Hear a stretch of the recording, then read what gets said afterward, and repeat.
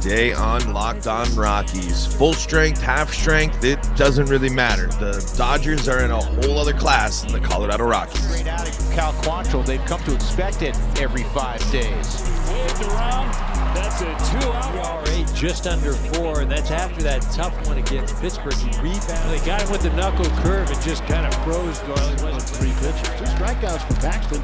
Rock on Rockies fans, welcome into the Locked On Rockies podcast for today, the 18th day of June in the year 2024. I'm your host of the Locked On Rockies podcast, Paul Holden, bringing you your daily Colorado Rockies talk right here on the Locked On Podcast Network, where you can find your team every day. If your team is the Colorado Rockies, guess what? You're in the right spot, because that's what we do around here each and every day is talk Rockies baseball, free and streaming on your favorite streaming services, and on the Locked On Rockies YouTube channel, where you can be part of the show. You can fire off your Rockies hot takes. You can let me know what's on your mind when it comes to the Colorado Rockies. The best way to help this show grow is by liking the video, subscribing to the channel, and checking us out there on YouTube. Really do appreciate it, folks, when you join us on the YouTube channel. And again, thank you so much for making us your first listen of the day. We're going to dive into the game last night. We're going to dive into some all-star talk, and I want to highlight something from last night's game that shows a big difference between these two teams. We're going to dive into all that and more today. But before we do so, got to let you know that today's episode is brought to you by Game Time. Download the Game Time app, create an account, and use code LOCKEDONMLB for $20 off your first purchase. Terms do apply. All right, so the Rockies go, and then this wasn't, I guess, necessarily the way I was going to have been phrasing this. This is the Rockies' best isn't better than the Dodgers that are banged up. And when you look at the lineup, it's not actually the Rockies sending out all of their starters. Notably, Ryan McMahon didn't play last night.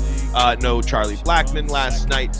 But on the flip side, Ezekiel Tovar, Nolan Jones, and Brenton Doyle play alongside Jacob Stallings, who has been your starting catcher for the time. You had your number one pitcher on the bump as well. Your usual first baseman, and Montero has been playing. And so, you're really looking there and you're saying, all right, well, Tolia, Trejo, and Amador are really the ones out there. Craig Jones coming in to pinch hit late in that ball game, getting his first hit and first home run. Always cool to see, and good for him. That's got to feel good. So I guess, yes, this isn't full strength Rockies. This isn't the Rockies at 100% either, but it doesn't matter. That Dodgers team is in a whole new world. It's a whole new class. That's elite baseball. I mean, and I have a conversation with Patrick Lyons coming up later this week, and we dive a little bit more into this, but that's elite talent. That's elite level of ball. That's how the best in the business do it. Because it's not, because for a lot of teams, your superstar goes down, you're in trouble. Your rookie phenom pitcher goes down, you're in trouble. They're loaded from top to bottom and in the farm system with major league talent, major league ready talent, or pieces to move to acquire that talent. The embarrassment of riches continues over there for the Dodgers. And I know that they're not 1-1. They can't compare in terms of that. But if you're the Rockies, that's the gold standard. That's the bar you have to reach. And a really good point here, too, even if that's too lofty for you, if that's too lofty of a goal, Anilo, buddy there, Locked On Rockies postcast, make sure, by the way, that you're subscribing to Locked On Sports Denver and checking out the postgame. He brought this up. This is a really great point here with the state of the NL. Okay. Talked about this and dove into this on the postcast as well from yesterday if you want more information. The Rockies and the Marlins are the only two teams in the NL right now that are totally on the outside looking in for the playoffs. The Rockies are at 25-47, Marlins are at 23-49. The next closest person are the Cubs at 34 wins. And if you get to that 34 wins, if you were in that area, the Rockies, you're in the mix. The Nationals are just outside of a wild card spot with 35 wins right now. San Diego's below 500 and has 37 wins, and they're flirting. Arizona's right there. If you were in that conversation, you're right there with the rest of your division outside of the Cubs. But the problem is the Rockies are just, James Paxton dominated the Rockies last night. The Rockies' ninth inning scoring gets to salvage them a little bit and highlight that, oh, hey, there's a little pop here. But the Rockies were thoroughly crushed, destroyed last night, really. It was a 9-5 ball game, but the Rockies had one hit for the vast majority of it. Not off the Dodgers' best. Off of James Paxton. And Paxton, he goes out there and strikes out 8. 2 hits, 1 walk. And then the bullpen just comes in, slams the door. Even with the earned runs there at the end, which was pretty wild. I mean, it was good to see. It was nice to see, especially it being young guys and it being long balls and the balls that were hit hard and XYZ. But it was just a reminder, that's how far you have to go. That Dodgers team is down, lost their star shortstop. Boom, here's Rojas. He's going to crush. It is such a machine over there that it's not only frustrating, but it's just kind of disheartening because it's just, what do you do but throw your hands up? What analysis really can you take away from that game last night other than the Dodgers are in a different class than the Rockies? I mean, you got to start showing some fight here. And Cal Quantrill did a job again. Even through a shaky start, if you go through, it was only 5 innings, which was, the length is a problem. And we're going to dive into one of the huge strengths of the Dodgers. And easily the thing, if the Rockies wanted to imitate, it should be that. We're going to talk about that here coming up a little bit later. But Cal Quantrill, 5 innings, 7 hits, 3 earned, 3 walks, 3 strikeouts. Not the prettiest, but kept it a 3-1 ball game. But here comes the bullpen. 6 earned runs by the bullpen let's see, was it 3 innings? The bullpen's pitiful, man. The Rockies had a chance in that game. For a bit, the Rockies had a chance in that game. But then in the 7th and the 8th and the 9th, crooked numbers.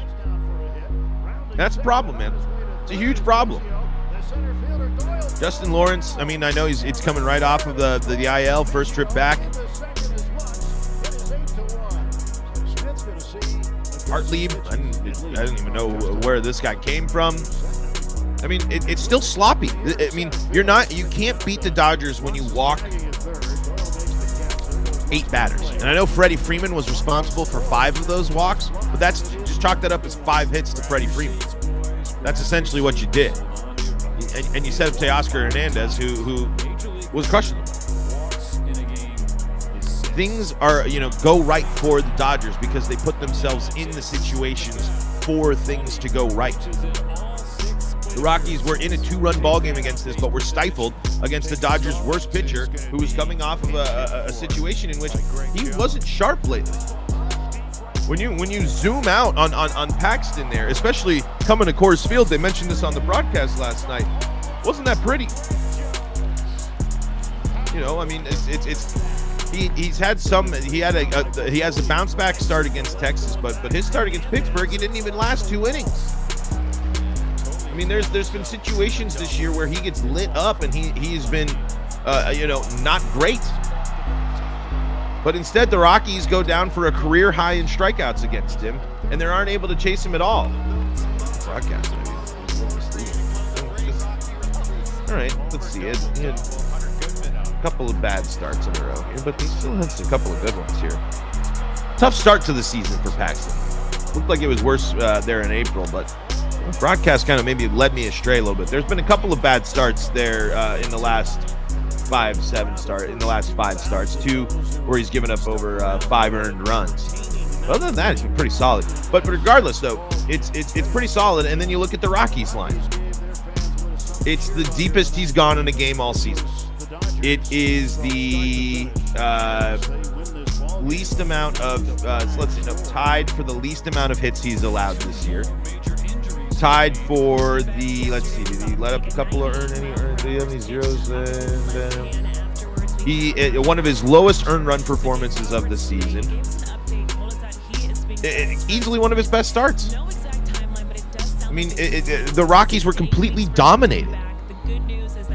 That's the biggest problem when you're looking at these things and you're looking at the differences. It's plain and simple. The Dodgers dominate the Rockies. They are so much, from the pitching to the hitting to the timeliness to the clutch to the this to the preparedness to the everything. The Dodgers put the Rockies to shame. Plain and simple. It's tough. It's really, really tough.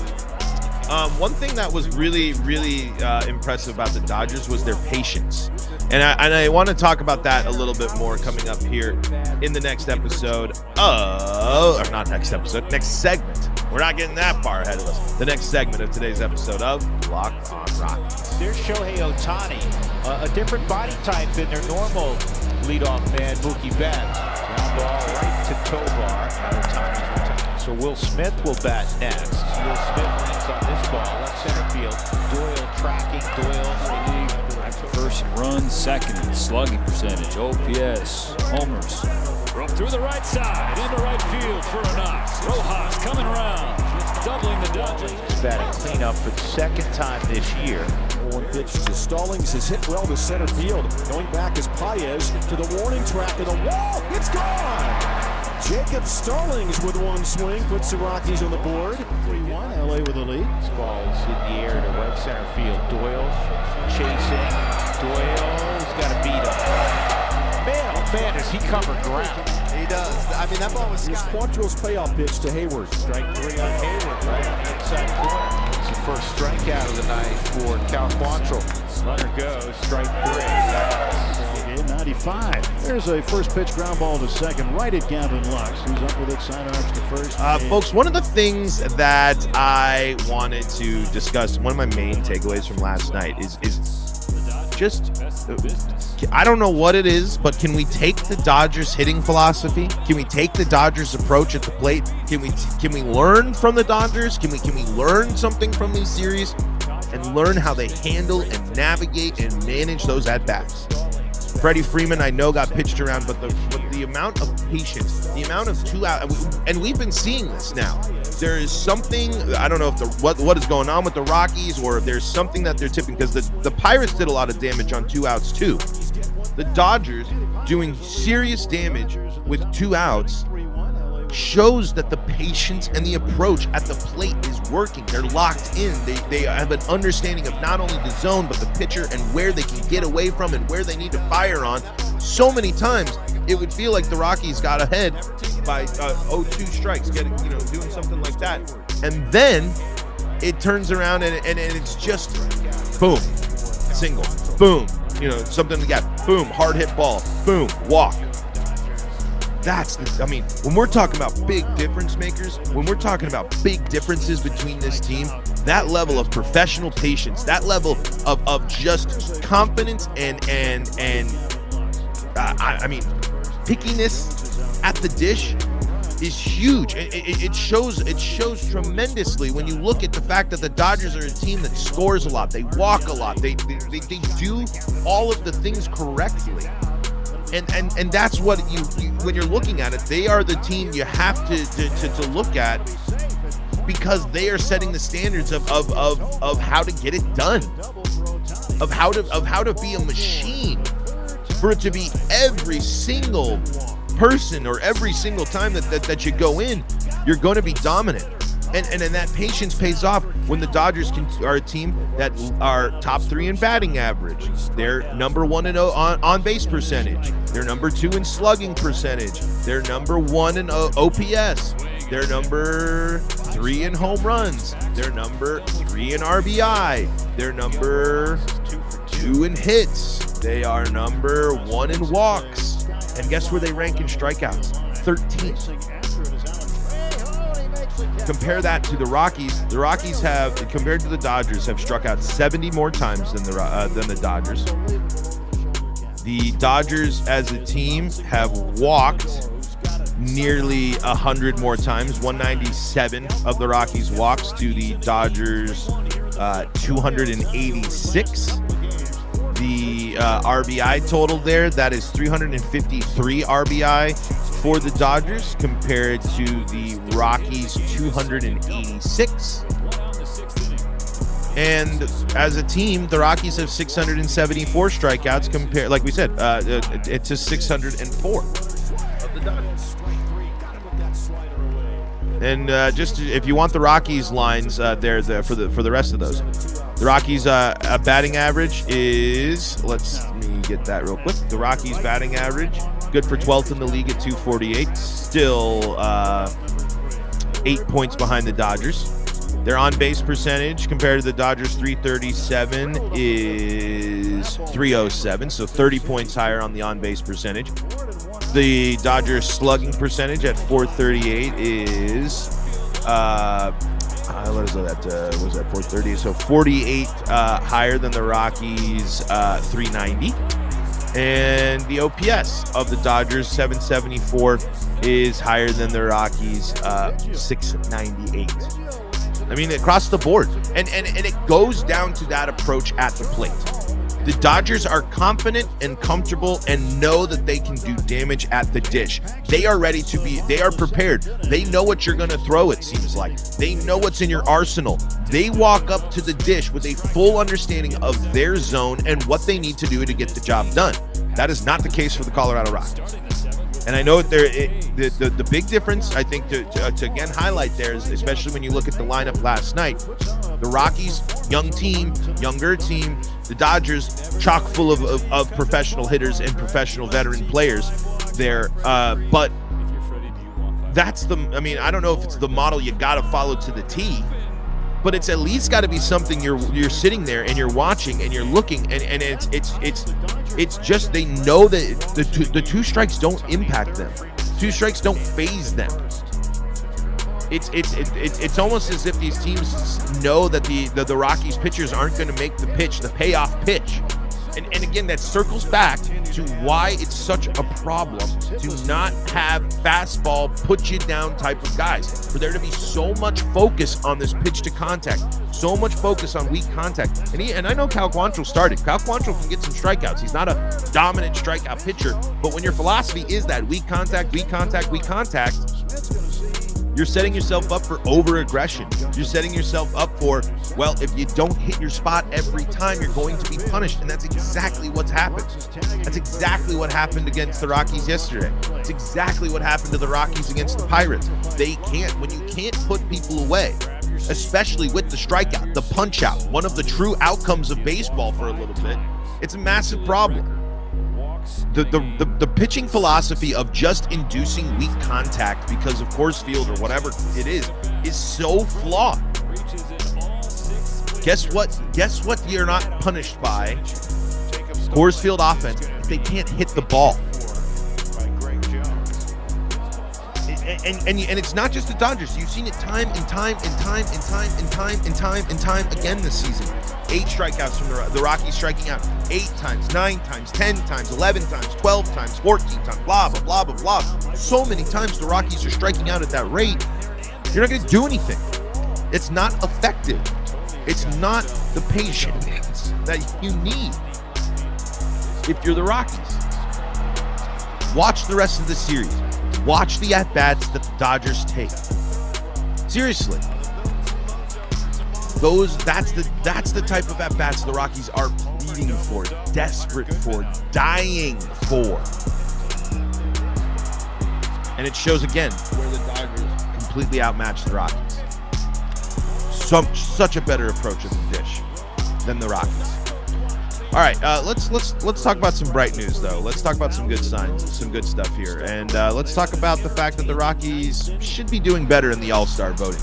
The Rockies might be tough, but the players that are nominated and eligible, and the ones that have gotten some votes, I think they deserve a little bit more credit than what they're given. Let's dive into that coming up in segment number 3. Made an unbelievable over-the-shoulder catch. 3-1 is a bouncing ball to Amador, who's got a sidearm fling to first in time. 4 for 6, 2 home runs, 3 runs banded in. Starting to pick it up again. And he shoots from the opposite way. Ohtani with his third hit of the game, his second of the game, ties his career high. And the pitch. There goes the runner. Swing and a miss. Strike three. Got him with that slider away. Good work. Short and one out. And Rojas is up.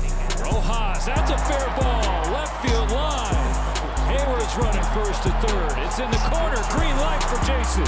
Here's the relay home. The play at the plate. He's safe. Kevin Biggio. Biggio lines it into right center. That's a base hit. They're going to wave Rojas around. He'll jog home, and Kevin Biggio has driven in a run. It is Fumble who puts on a big performance on the mound tonight. The Rockies are trying to get some all-stars and are probably only going to have one all-star, even though they have a case and an argument to be all-stars here. And let's see here, the current rankings, and we're going to read a little bit from Renee Descartes. Yes, Ezequiel Tovar should be an all-star piece from yesterday from Purple Row. So according to the first ballot update, Elias Diaz is 8th in voting for catchers, Ryan McMahon is 5th in voting for third baseman, and Ezequiel Tovar is at 10th. But let's take a look here. Ezequiel Tovar, and this is actually also posted from the official Twitter account here too from the Rockies, and it summarizes it pretty nicely as well. Let me just do a quick little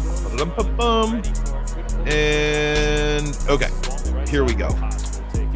Tovar is first in NL shortstops in doubles, total bases, slugging, extra base hits, fielding percentage, total chances, assists. He's second in hits, second in OPS, second in WAR, baseball reference WAR, tied for second in home runs, third in batting average. That's an all-star, plain and simple. I mean, there's really no deep argument to be made, especially now with Mookie Betts going down with the injury. And Renee kind of breaks things down and compares to the other people that are above him. Ezequiel Tovar, yeah, better batting average and better numbers across the board than, let's see. Looks like the only thing that might, Ellie De La Cruz has got him beat a little bit in OBP, same with win there. But Tovar's got him beat in batting average. Tovar's got them beat in slugging percentage. WRC plus, Tovar is better than most, not better than all, but his defense certainly the best in the bunch, I would say. And overall WAR, I guess Ellie De La Cruz, Francisco Lindor, and Willy Adames have been worth more overall on Fangraphs WAR this year, but I don't know about that. I just don't know. I mean, again, I mean, it's the numbers. So you can't really argue with the numbers, right? But for him to be so far behind these, it's just the classic all-star game thing, right? Mookie Betts, Trey Turner, Ellie De La Cruz, Orlando Arcia, Willy Adames, Ha-Seong Kim, Francisco Lindor, Mason Wynn, Dansby Swanson, all ahead of Ezequiel Tovar. Dansby Swanson's batting .212. His batting line is .212, .291, .349. He's got a WAR of this season of .9. I mean, Arcia is batting .222, .253, .361. He's literally a negative. He's nearly a negative WAR player at .5. O'Neal Cruz 1.2, Mason Wynn 1.3, CJ Abrams 1.3, Ha-Seong Kim 2.0. I mean, if you're going just solely on WAR and you're looking at that type of number, which is a simple way to look at it, the only people that have a case are Adames, Ellie De La Cruz, and Francisco Lindor. But then when I look deeper into those numbers, I like Ezequiel Tovar's numbers more. Outside of the walk percentage is the biggest, the walk and the strikeout percentage. But Ellie De La Cruz strikes out at a 31% clip. Willy Adames strikes out at a 21% clip. I mean, Ezequiel Tovar's BABIP is much higher. Ezequiel Tovar has, I mean, is right in the thick of it with RBI. The problem is it's just here's what Renee says. By Fangraph WAR, he's the 5th most valuable shortstop and the 22nd best player in Major League Baseball. In terms of home runs, he ranks 2nd among shortstop. His slugging is the highest of all National League shortstops, 20th for all Major League players. His defense is exceeded only by that of Willy Adames, which is the 5th best for all players. Tovar's 85 hits are the 5th most in MLB. His 50 singles ranked 17th in Major League Baseball, and his 22 doubles time in 2nd for the most with Aaron Judge. It's insane. There's plenty of argument there that it is as Ryan McMahon maybe cools off a little bit. It's clear that Ezequiel Tovar has very strong headwinds towards being an all-star. But I think if you look at the numbers and you break them down, Elias Diaz and Ryan McMahon have a case as well. I think the thing that's really tough about some Rockies players having solid to good seasons and some decent numbers is it's washed away by this season. It's washed away by last season too. It's washed away by the reputation of the Rockies. You can't be great on the Rockies and still be a team that doesn't have 30 wins yet, because it doesn't matter. It doesn't matter to people, and then it doesn't matter to the voter. You're still on the Rockies, and you're still not going to get the respect that you deserve. And the Rockies players won't get the respect they deserve even in the years they're good either, because Coors Field and the Rockies' reputation is so stained and tarnished, it's going to be a problem. But Ezequiel Tovar clearly leading the way for Rockies all-star candidate. But Elias Diaz, the injury is probably going to sink there. Put that repeat all-star appearance not going to happen. But he's been great. And Ryan McMahon has had really, really, really solid stuff this season. So we'll see how it plays out. Folks, that's going to do it for today's episode of Locked On Rockies. Thank you so much for making us your first listen of the day. We are free and streaming on your favorite streaming services, bringing you your daily Colorado Rockies talk right here on the Locked On Podcast Network. For your second listen, go check out Locked On MLB. If you need more Colorado sports coverage, check out Locked On Broncos, Locked On Avalanche, Locked On Nuggets, and Locked On Buffs. I'm Paul Holden. You can catch us all season long right here on the Locked On Rockies YouTube channel. Until then, this is Paul Holden saying so long on the Locked On Rockies podcast. Good Lord, no. What happened? Oh, my. 5 walks. New career high pitch hit for by Greg Jones. This ball crushed deep right field, way back, and gone! First career hit is a home run for Greg Jones. That's a memory. Now Michael Tolia drives it to left, going back. Hernandez, it's off the wall. Tolia's got homer double, Hunter Goodman up. And this one's running to left, and this ball is gone. 2 outs, Hunter Goodman. All of this with 2 outs. The Rockies will not go quietly into